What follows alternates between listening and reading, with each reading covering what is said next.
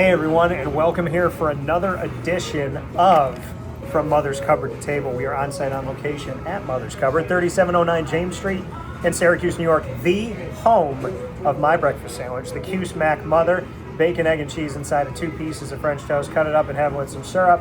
Pick it up and eat it like a sandwich. I am here with this guy, Jason Leone. I cannot believe that I've known him for over a decade. He is one of the nicest, most consistent, kindest souls that I know. Treats me far better than I deserve, and he's one of the best people we've ever had in our community. We're very spoiled. He's the head coach of the Oswego State Lakers men's basketball program, and he's here to spend a little bit of time with me today after we just had some omelets here and some cheddar bacon potato soup at Mother's Cupboard. Jay, how are you? Awesome to see you, DT. Good to see you too. So I gotta ask, just because we're in it. It's March Madness, and it's craziness time. Exciting. You watch the games, I watch the games. You're Yep. fully in it. You go to some of these things. Absolutely. Like how do you immerse yourself? What's the Jason Leone experience of the tournament? Because we all experience it our own way. So what do you do? How do you watch? Where do you watch? Well, it depends on the year, you know. A lot of times, like Amber, my wife, and I will go to one of the sites and watch the first round games. I know this year we'll be in Buffalo on Thursday. One of my mentors and former bosses when I first got into coaching, Tobin Anderson, was a assistant coach at University of South Florida, and they're playing Louisville and Buffalo this week, so Thursday. So Amber and I will be at those games, and we're going to be sitting with Tobin's wife and kids, and looking forward to seeing that game. And then other years, if we're not physically at the games, we're either watching it at home. My uncle's always had a party one of the days, the first round games, and probably nothing different than most people do, but I do love watching the games. It's fun. Yeah, it's my favorite part. Those of you that know the show, you know that I love the round of 64 because it is basketball on a Thursday and a Friday from noon to ending at 1 a.m. and then noon again to ending at 1 a.m. And I'm doing interviews and I'm talking with the players and the coaches. Thanks to the NCAA, to Jennifer, and to everybody over at the NCAA. Thank you so much for all you've done for me over the years on site and off site. So that's my favorite. What is your favorite part of the tournament? Mine, obviously I love the championship in the Final Four, and I've been to Final Fours and I love the experience. But the round of 64, because all day, my show ends and I end a little bit after 11, and then it's basketball till I go to sleep. So that's my favorite part. What's your favorite part? Well, now that I'm in kind of like this portion of my career where it's not like I'm getting ready to retire, but I'm in the back end. I've got a lot of friends that are coaching at the Division I level or former assistants. So watching their teams is exciting for me. The other thing is I don't watch a ton of Division I college basketball during our season. Yeah. Because you're locked in. Yeah, I'm immersed with what I'm doing and with our team. And now it's kind of like our season's been over for 2 weeks, almost 3 weeks, and I'm sitting there and I watch the games actually. Pick up some things tactically that I like, and coaches that I've heard do a really good job or have done a good job this year with their team. Gives me a chance to watch games that they coach in a high level situation and learn. And obviously there's human interest stories that you'll love too. The first weekend's always about the upset minded teams, the lower seeds that win games. I'm not going to lie to you, after the first weekend, unless it's a friend of mine, I want to see the Blue Bloods after the first weekend. That's really, even when I've coached in the NCAA tournament Division III, I felt like the real tournament starts that second weekend when there's 16 teams left. Those are the teams that actually are good enough to kind of win the whole thing, so I enjoy that. So who do we think? Florida's a 1 seed, Michigan's a 1 seed, Duke's a 1 seed, Arizona's a 1 seed. You got 2-seeded UConn. You got a disrespectful 5 seed for St. John's, who beat UConn, I think, 2 out of 3 times this year and blew them out in the Big East finale by 20 and only allowed 52 points. You have, like I said, UConn, Houston has 2 seeds. You have, Big 12 teams that people are excited about besides Houston and Arizona, like an Iowa State. And then you have the ACC. I predicted that they would have 8. I thought they should have 8, arguably 9. They got 8 in, which I'm very happy for that. And there's some sneaky teams in there. Some sneaky Troys and North Dakota States. There's some teams that are gonna try and push you a little bit, the VCUs of the world and whatnot. So I'd love to get your thoughts on, of the Blue Bloods, who do you think is like making it happen this year that you really feel confident about? Well, I think, again, I haven't watched a ton, but enough to probably have an opinion. Arizona's the best team I've seen this year in terms of the pieces really fitting together and having the best compilation of talent. Yeah. But as we know, Arizona has kind of had some of those moments in the past where they've lost to teams that haven't been as talented as them, you know.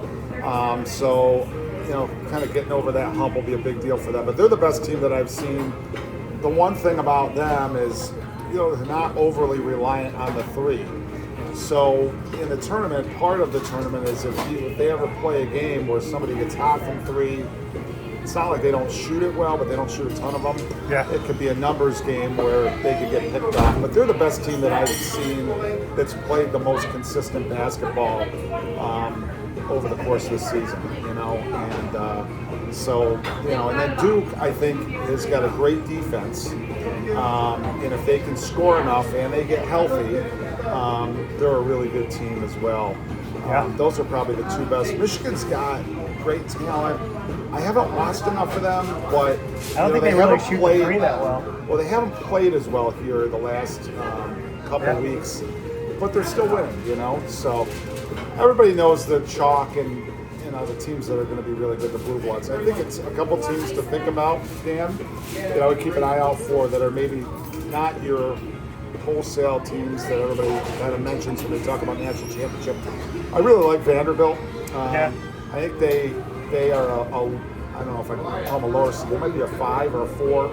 I could see them doing some really good things in the tournament. Arkansas, yes, if they have the defense to go with their offense, and obviously they have a closer. Their best player is Acuff, is an incredible individual talent. There's people excited about UCLA. They got to face UCF in the first round. Yeah, but they got to be healthy. You know what I mean? They got to be healthy. And then, I think South Florida is a lower seed that I could see maybe making it to the second weekend. But they got a tough matchup the first round against Louisville. But USF, I can just speak from watching them a lot up close. They play a style that is very difficult to prepare for. Their pace, the stuff they do offensively, and they've got an incredible chip on their shoulder, which when you see these 11, 10, 12 double-digit seeds making runs, that's always a common denominator with those teams is they've got kids that, maybe for whatever reason, a size thing or just being overlooked, this is a stage that they relish and they're going to play well in. Yeah. I just got the freshly shaved head, and I'm cold because it's cold in Florida, in Syracuse once again. Shocker. And so craziness. But yeah, I mean, there's a lot of, and you made mention of a bunch of things here. The interesting thing about Florida being a 1 seed is Florida did not make it to the championship game of the SEC tournament. So obviously they didn't win the SEC tournament, which was Arkansas Vanderbilt. And on top of that, they lost to UConn during the season, who's a 2 seed. They lost to Arizona, who's a 1 seed. They lost to Duke, who's a 1 seed. So it's like, what does that really say about Florida's ability later on in this tournament? Did they just run into some tough games, or are they really going to be better? And people are overlooking Houston again and Kelvin Sampson, which boggles my mind, but I'm sure he loves it. And Duke's got the toughest bracket. Michigan State. You got Tom Izzo, Rick Pitino, John Shire, you got Dan Hurley, and I mean, I'm trying to think of everybody that's in. I mean, just those 4 in and of themselves, that's arguably the craziest bracket when it comes to coaching. But it'll be exciting. It'll be fun. We love watching it, love being a part of it. You're a basketball fan through and through, and so am I. So your season, you start preparing for 26-27 soon as well. So just navigating with that. I mean, you're already on the recruiting trail doing your thing. So just how you balance that too. Well, we've got a unique situation. We've got 13 players returning on our team next year. And all of our prominent scoring players are all back. But when you lose by the margin we lost in our conference championship game, clearly there's some things that we need to address. Most of them just internally with our own player development and strength and conditioning training, but then also, there's some things from a personnel perspective, just some skill sets that I think our team is missing right now that we've got to try to add in recruiting. So it's, this year, people say, well, geez, you won 23 games, you have everybody back. That's, of course, a wonderful thing. But, we also lost to the same team 3 times this year. And we played 4 teams in the top 100 of the NPI, which is our net rankings. And we lost all 4 of those games this year. So we're not where I think we can be in a year. And so we've got a lot of work to do here this offseason. This is the longest stretch we've gone without winning the SENIAC since I've been here. 3 years was the last time we won in the conference tournament. So that's a motivational thing for me. I think it is for our guys too, but it doesn't feel right not playing in March for our program. So we got a lot of work to do here this offseason. Yeah, normally, I'm so used to that, and every challenge that comes, you've responded to well, and I'm sure that you, your staff, and the student athletes will build through the adversity, because adversity creates character, and character helps to define really who we choose to be. And I think that without adversity, we got nothing, because you don't really know your mettle. So. Yeah, and to our guys' credit, we had a great season. The team that won our league, Portland, was an undervalued, underrated team all year nationally. They had 4 incredible seniors that, their first 2 years as freshmen and sophomores, I think they were 0-5 against us. And then the tables have turned. Our freshmen and sophomores are now 1-5 against them their first 2 years. So, the 2 programs are so eerily similar in the value systems, and it creates a great rivalry for our players to play in and every year. And but when your season ends and you lose to somebody that you have great respect for, that is a really good program, nobody likes that. You got to get back to work and kind of dig your heels in a little bit and figure out why you're not winning those games. So you said there might be some pieces you're looking for. What are some of those things that you've kind of made notice of?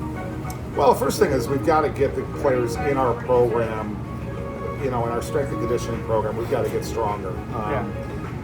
When we played Portland the last 2 weeks of the season, we had a lot of problems getting in the lane, getting to the basket, finishing plays, and defensively we had a lot of problems holding our ground. I mean, it was obvious, So now part of that is, you have seniors that are playing against freshmen and sophomores, right? So I don't want to completely just kill our guys here, but it is a sample size that you can't ignore, and you have to say, okay, this is something that we got to address.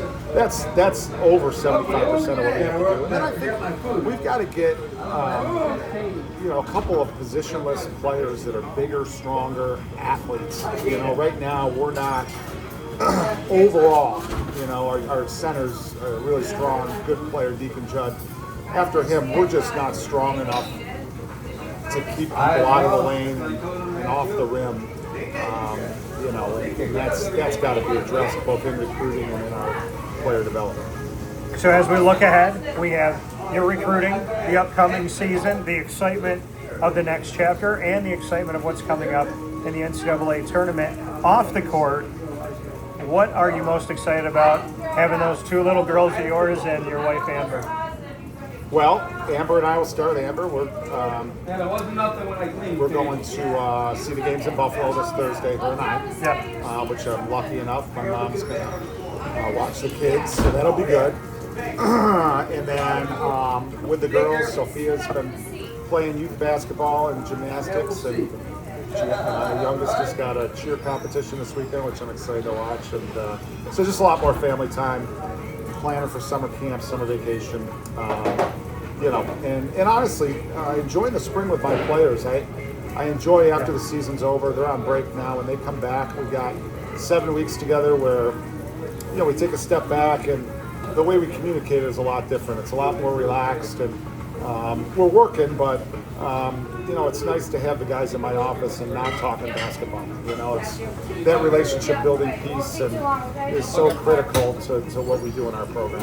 Yeah, and kind of that being the last piece, just what you can say about how you as a coach have grown and kind of learned the language of your players to know that, yes, you got to talk about ball and you have to constructively look at different things and whatnot, but when you get away from basketball and you talk about other things, what have you learned about that relationship piece and just how you develop the relationships with your players? I think just sincerity, time spent is really important. I think it's nothing greater than when you're sitting with players or assistant coaches, letting them know that you care, but then also saying, how can I help you? What's your experience been like here? What can we do to make it better? I think taking their input is so important, making them feel like they have ownership within the program. The longer I do this, Dan, you figure out that people make the difference, and we have to do our work as coaches to become really good schematically and technically in teaching the game, right? But on the other side, if you don't couple that with the relationship building piece, it's really difficult in any organization to have not just result success, but just success where people want to stay connected with your program. I think because we have that, I think it's really helped us to have great continuity in our program where guys are here for 4 years, and we've been able to hold on to this traditional model of roster management, which has been great. It's the reason I've stayed here as long as I have. I love this model. It's where I feel like I can be at my very best, or what do they call it, the very best version of myself, is when I am with a group for 4 years.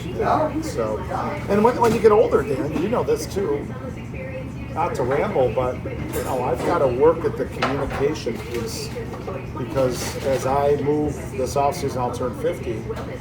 Those last 14, 15 years that you coach, or however long I'm going to do this, it becomes more challenging to connect with people that are 18 to 21 years old, because those groups of people change as you get older, and what the way they think.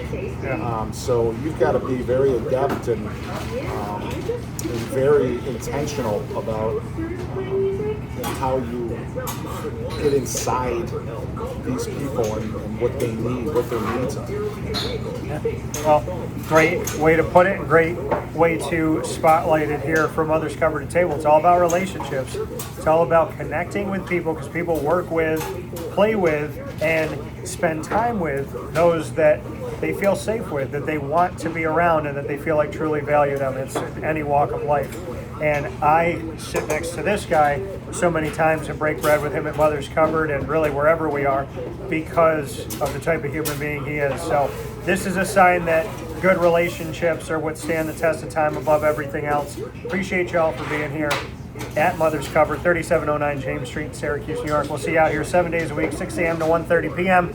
See you in Oswego to see this guy, and you'll see me on the air Monday through Friday from 9 a.m. to 11 a.m. Eastern Time. You know where to be on YouTube, Facebook, and of course, our internet streaming radio on Podbean. Jason, my man, appreciate everything you do. This guy's the best. Give him a listen. Thank you. I'll be safe. Take care.